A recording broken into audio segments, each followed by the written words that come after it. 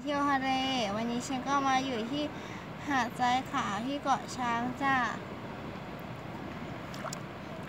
เดี๋ยววันนี้ฉันจะพามาเที่ยวหาดทรายขาวเลย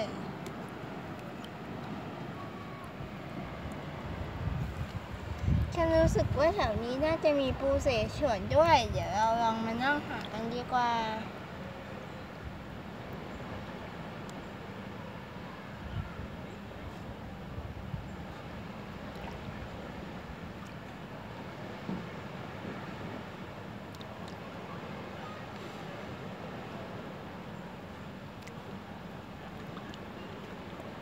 โอเค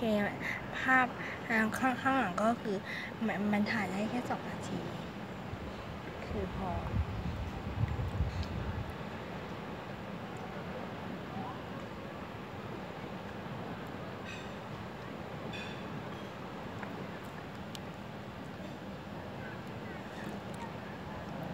โอ้โหนี่อะไรก็ไม่รู้น่าจะเป็นเปลือกหอยเดี๋ยวเราหากันดีกว่า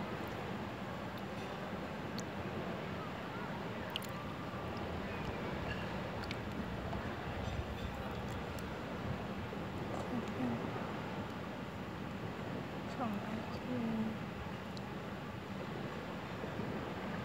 เดี๋ยวฉันจะนอนลงไปแล้ว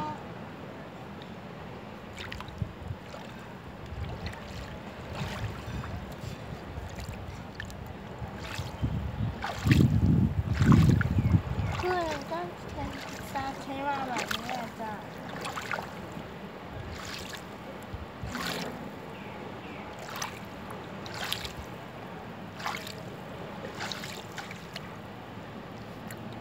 ใกล้แล้ว